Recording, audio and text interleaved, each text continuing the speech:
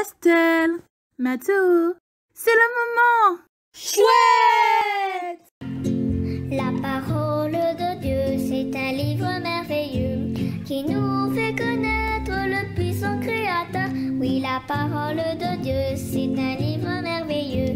Il faudrait l'ouvrir chaque jour, tous les jours. Oui, chaque jour.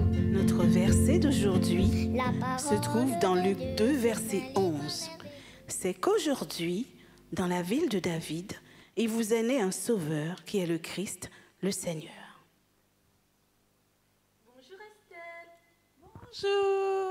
Bonjour.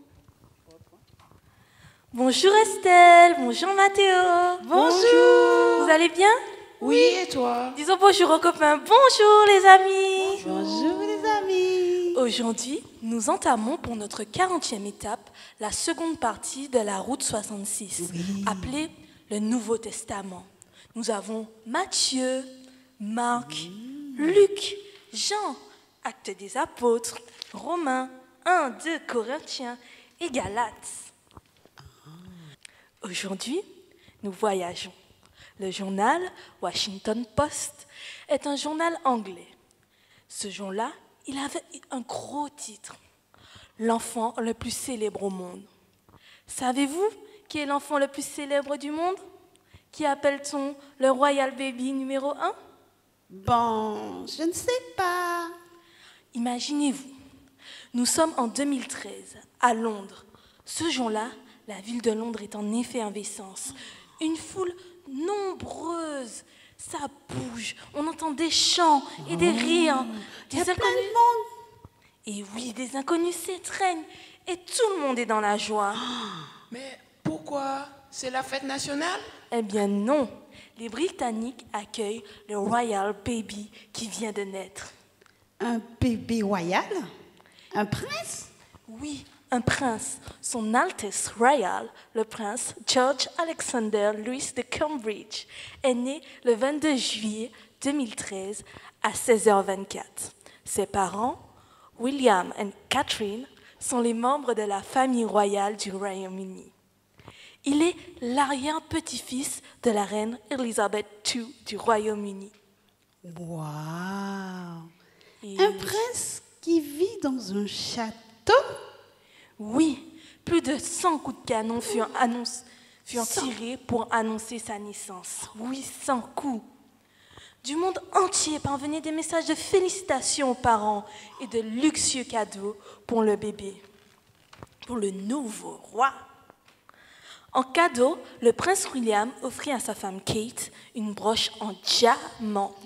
Oh, Et ça doit oui. coûter cher. Alors Estelle, une broche en diamant, tu aurais bien aimé, non? En fait, je repense à ce qui s'est passé il y a 2000 ans.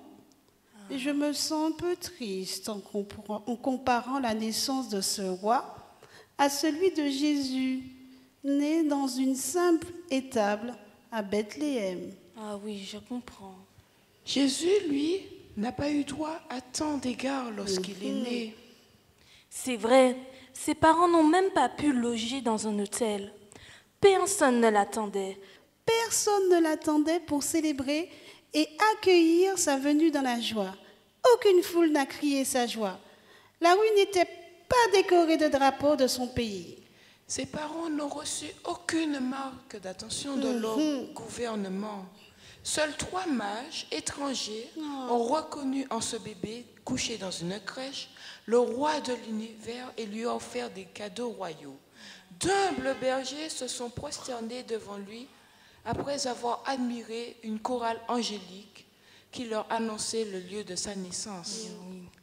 Mes chers enfants, nous ne savons pas ce que fera le roi du Royaume-Uni quand il grandira. Par contre, je sais que Jésus est venu sur cette terre afin que par sa vie, les habitants de tous les pays du monde soient sauvés et aient une vie remplie d'un bonheur éternel. Chers amis, voulez-vous remercier Dieu pour le don de son Fils Jésus? Oui, Et si nous prions? Alors baissons la tête. Qui va prier? je prie. Vas-y. Seigneur Jésus, Si certains n'ont pas accordé d'importance à ta venue sur terre, moi, je te loue et t'adore en tant que roi des rois et seigneur des seigneurs. Amen. Amen. Merci les enfants. À bientôt. À bientôt. Au revoir. La parole de Dieu, c'est un livre merveilleux qui nous fait connaître le puissant Créateur. Oui, la parole de Dieu, c'est un livre merveilleux. Il faudrait l'ouvrir chaque jour, tous les jours. Oui, chaque jour. Gros bisous. La parole de Bye bye.